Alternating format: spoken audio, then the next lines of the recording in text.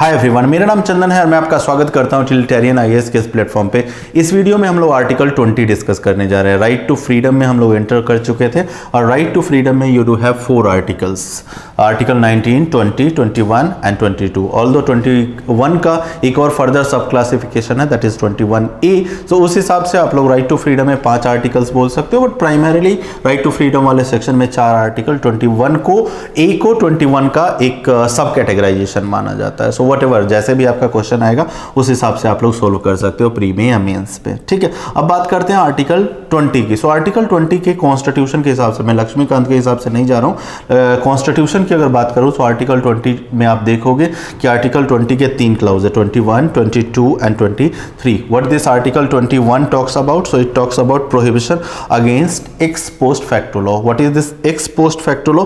इसकी बात हम लोग इन सभी क्लाउजेज के लिए एक सेपरेट स्लाइड रखी गई है। तो जब डिटेल्स में जाएंगे तो what is this x post facto law will start talking. So 21 talks about prohibition against. Article 20 का अगर एसेंस मैं बताऊं तो आर्टिकल 20 का एसेंस इस बात से कि कोई एक्यूज्ड है, किसी ने कोई क्रिमिनल एक्टिविटी की है, now what punishment he should be getting, उसका जो पनिशमेंट है, अपनी जुडिशरी जो है प्रिंसिपल ऑफ प्रोपोर्शनैलिटी की आनुपातिक सजा के कॉन्सेप्ट में बिलीव करती है कि जिसने जिस लेवल का, जिस सीवियरिटी का क्राइम किया है उसको उसी सीवियरिटी के हिसाब से पनिश किया जाना चाहिए। ये नहीं कि मैंने किसी को 2 थप्पड़ मारे हैं तो मुझे कैपिटल पनिशमेंट उस 2 थप्पड़ के लिए नहीं, उस 2 थप्पड़ के लिए फिर प्रोपोर्शनल ही सजा मिलनी चाहिए। हो सकता है 2 दिन की जेल, 10 दिन की जेल, 1 महीने का jail, but it can't be कि 2 थप्पड़ के लिए मुझे capital punishment. So this is something that has been principle of proportionality की रिस्पेक्ट करते हुए फंडामेंटल राइट में भी इसको जगह दी गई है। ठीक है, तो इन सब चीज़ों को हिसाब किताब, मतलब इन सब चीज़ों को ध्यान में रखते हुए protection in respect to conviction of offences लाया गया। इन तीनों क्लाउजेज का एसेंस यही है, प्रिंसिपल ऑफ प्रोपोर्शनैलिटी। एक पर्सन जो कि कन्विक्ट होने जा रहा है, जिस पे क्रिमिनल जस्टिस सिस्टम अपना फैसला लेने जा रहे हैं, उनके क्या क्या राइट्स हैं उनके बारे में। सो प्रोहिबिशन अगेंस्ट एक्सपो, या फिर उनको कैसे प्रोटेक्ट करना है उनके राइट्स को, उस बारे में आर्टिकल 20 बात करेगा। Then 22 talks about immunity from double prosecution और डबल पनिशमेंट। इसको शॉर्ट हैंड में या फिर इसका सिनोनिम आपका डबल जियोपार्डी भी है। What is the meaning of double jeopardy? Again जब 22 डिस्कस करेंगे तो उसके बारे में बात करेंगे। यूएस में, हालांकि इंडियन कॉन्स्टिट्यूशन में ये वर्ड जो है डबल जियोपार्डी नहीं मेंशन है, बट यूएस में इसका सिनोनिम और पॉपुलर सिनोनिम डबल जियोपार्डी है। Then 23 talks about immunity from the self incrimination. ठीक है, आपको मजबूर नहीं किया जा सकता कि आप अपने खिलाफ ही, इन्वेस्टिगेटिंग एजेंसी जो है सीबीआई, पुलिस या NIA, any investigating agency can not compel you to write और give verbal testimony against yourself. So ये 21, 22 एंड 23 टॉक्स अबाउट। सो सबसे पहले डिस्कस करते हैं what is this prohibition against x post facto law. So what is this x post facto law? So x post facto law वो laws हैं जो कि retrospective effect से, अगर रिट्रोस्पेक्टिव इफेक्ट का अगर आपको मीनिंग जानना है तो सपोज एक एग्जांपल लेते हैं। Suppose as on this date when video is being recorded, today is this 30th of January 2021। Suppose एक हाइपोथेटिकल सिचुएशन लेते हैं जिसमें मैं एक मर्डर कमिट करता हूं। तो सपोज जिस सर्कमस्टेंसेस में मैंने मर्डर कमिट किया है, लॉ ये कहता है कि मुझे 13 इयर्स की जेल होनी चाहिए आज के लॉ के हिसाब से।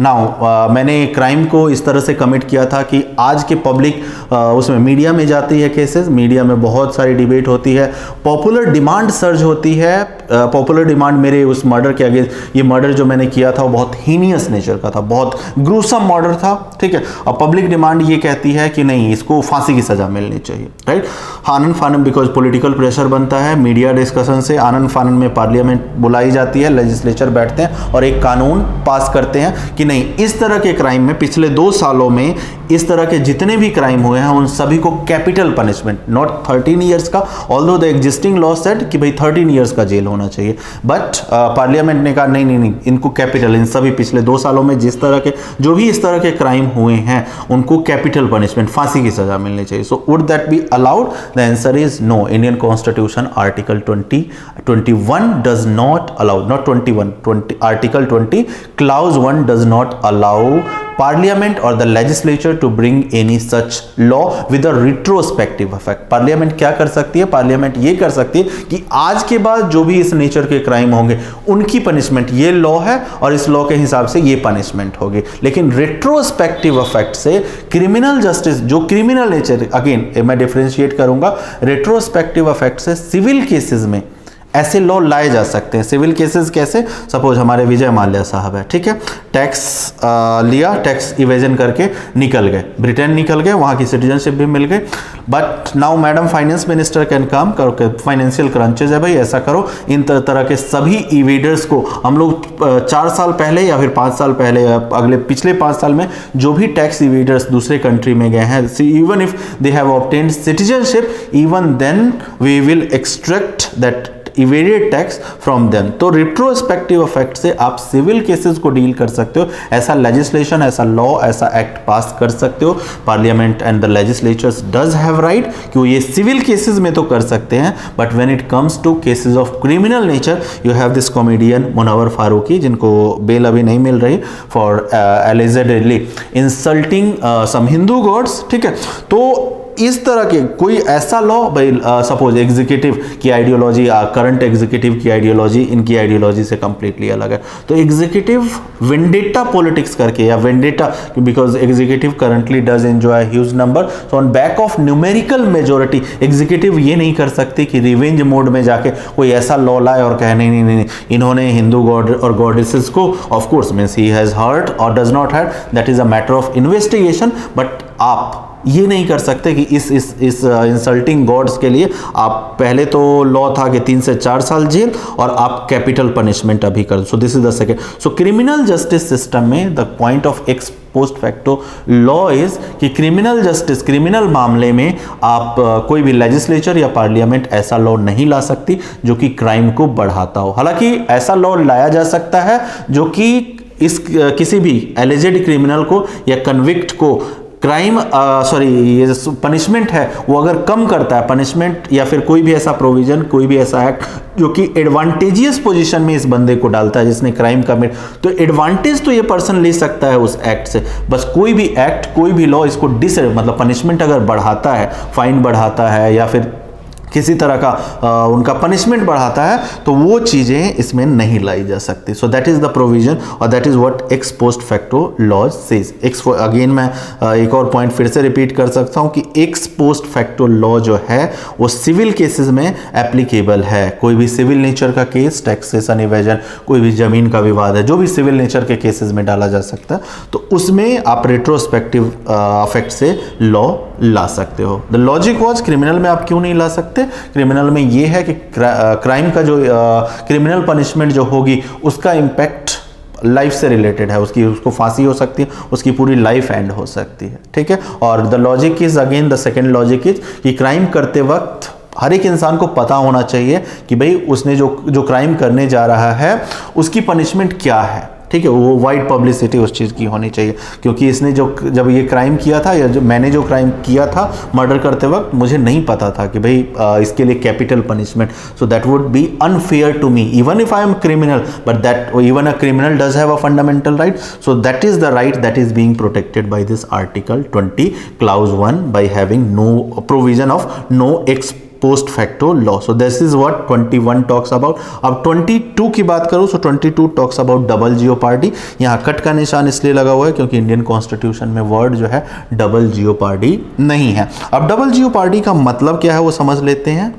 डबल जियोपार्डी का मतलब है no person shall be prosecuted and punished for the same offence more than once, right. So अगर ये पर्सन जो है, अभी दिल्ली में जो रिपब्लिक डे पे जो इवेंट हुआ था उसमें जो रॉयटियस सिचुएशन बना था उसमें, तो ये पर्सन है, ठीक है, इसने पब्लिक प्रॉपर्टी को डैमेज किया, इसके ऊपर केस चलाया जाता है और इसको सजा होती है, सजा 2 साल की होती है। 2 साल की सजा काट के जब ये बाहर आता है, कैन समबडी अगेन, पहले पर्सन ए ने इस पे केस फाइल किया था, can person B file the case again और फिर से इसको 2 साल की सजा होनी चाहिए क्या? The answer is no.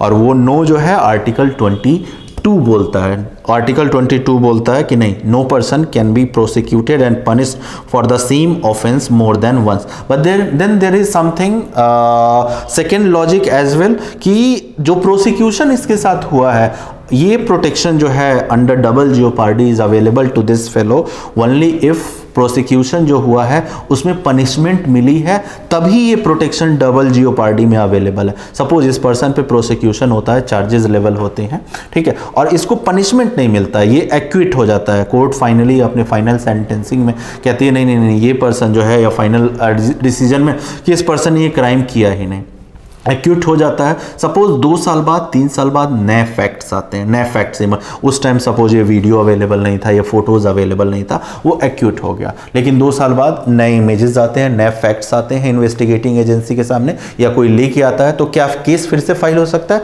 The answer is yes, case फिर से फाइल हो सकता है, क्योंकि पिछली बार जो है ये डबल जियोपार्डी जो है ये क्लियरली बोलता है कि प्रोसिक्यूटेड एंड पनिश्ड, इसमें पहले वाले केस में ये पनिश नहीं हुआ था, तो अगर पनिश नहीं हुआ, पनिश अगर हो गया है देन आप फिर से जो है पनिशमेंट नहीं दिलवा सकते, लेकिन अगर पहले वाले केस में उसका एक्विटल अगर हो गया है, राइट, ट्रायल हुआ था, पहले वाले केस में ट्रायल हुआ, कन्विक्शन भी हुआ, तो ये प्रोटेक्शन अवेलेबल है। लेकिन एक पर्सन बी है जिसका ट्रायल तो हुआ, इसने भी मर्डर किया, पर्सन ए ने भी मर्डर किया, पर्सन बी ने भी मर्डर किया, पर्सन ए को ट्रायल भी हुआ, कन्विक्शन भी हुआ, तो प्रोटेक्शन अवेलेबल है, the answer is yes. But person V वाले केस में ट्रायल चला लेकिन कन्विक्शन उसका नहीं हुआ, मर्डर किया था, कन्विक्शन नहीं हुआ, तो दूसरी बार उस पर केस डाला जा सकता है, और उसका कन्विक्शन अगर नए फैक्ट्स हैं, नए कोई फिगर्स हैं, तो उसके बेसिस पे उसको कन्विक्शन मिल सकते हैं, क्योंकि पहले वाले केस में वो एक्विट हो गया था, ठीक है। तो इस पर्सन को अवेलेबल नहीं है ये डबल जियोपार्डी के अंदर,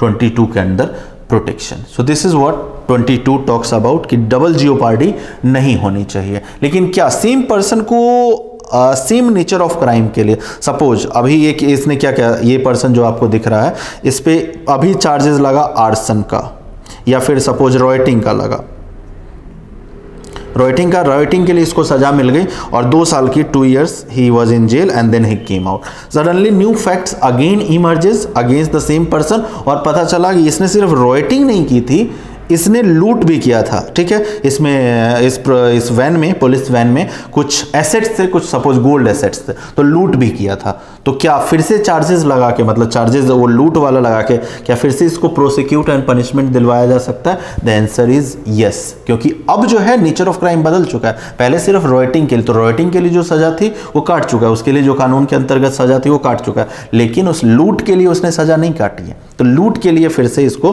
प्रोसिक्यूट किया जा सकता है, ठीक है। और that will not be called jeopardy, same person है लेकिन अलग अलग क्राइम का नेचर है, ठीक है। आपने लालू यादव वाला केस देखा होगा, ठीक है, अलग अलग केसों में अलग अलग सजाएं मिली। इस केस के लिए 14 साल, इस केस के लिए 6 साल, इस केस के लिए 5 साल, अलग अलग केस है, केस का नेचर अलग है, तो उसके लिए अलग अलग पनिशमेंट आपको मिल सकती है। So this is what under 22 this double jeopardy can not be punished for the same offence more than once, but can same person be punished twice for 2 different crimes? Yes, the answer is yes. So this is what 22 talks about. This protection is available in the cases of judicial punishment only, है ना। अगर सपोज एक IAS officer है, you are IPS officer, now ये आप claim नहीं करते, सपोज आपको जुडिशियल, आपने as a IPS officer suppose you committed a murder, I am a IPS officer and I committed, so judiciary जो सजा देगी वो तो देगी ही, along with DOPT department of personal and training as well can remove मी और can suspend मी। तो आप यहाँ एलिगेशन ये नहीं लगा सकते कि भाई जुडिशरी ने तो मुझे पनिशमेंट दे ही रखी है,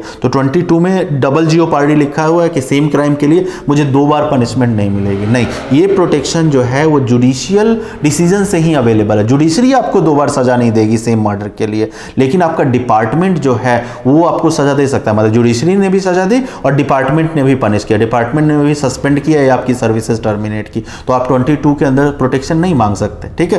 तो this protection under 22 is available only by the judicial punishment, ठीक है, not against any administrative body, tribunal और quasi judicial body, right. So that is something, so ये समझने वाली बात है 22। अब 23 की अगर मैं बात करूं तो 23 में क्या लिखा हुआ है कि self incrimination, protection against self incrimination. What is this self incrimination? तो कोई भी investigating agency, beat police, CBI, NIA, कोई भी investigating agency, Indian investigating agency आपको कंपेल नहीं कर सकती, फोर्स नहीं कर सकती कि भाई तू अपने खिलाफ, आप अपने खिलाफ खुद विटनेस बनिए, ठीक है। आपने मर्डर किया है, आप खुद कहो कि मर्डर किया। हाँ, आप अगर out of choice, if you are out of your own regret, ठीक है, out of your own acceptance अगर आप कर रहे हो, that's fine, but police can not compel you. Police अगर 3rd डिग्री आपको देती है, 2nd डिग्री देती है, आपको टॉर्चर करवाती है, you can openly declare in the court. वैसे भी पुलिस के सामने जो भी बयान दिए जाते हैं वो एडमिसिबल नहीं होते। जब तक कि आप मजिस्ट्रेट के सामने 164 में जाके बयान नहीं देते,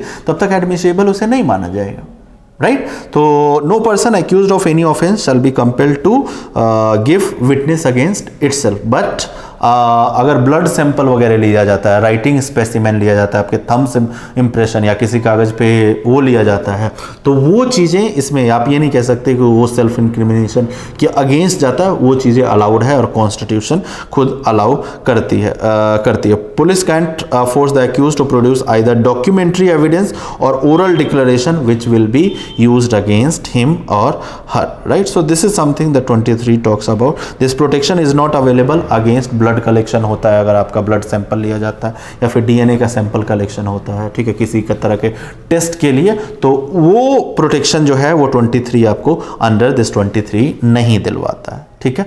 सो this is all about your article 20, ठीक है। Next video is going to be on article 21 that will talk about right to life and personal liberty. So अगले वीडियो में हम लोग आर्टिकल 21 देखेंगे। Just let me give you a glimpse of article 21. So this is article 21 which we will be discussing in the next video.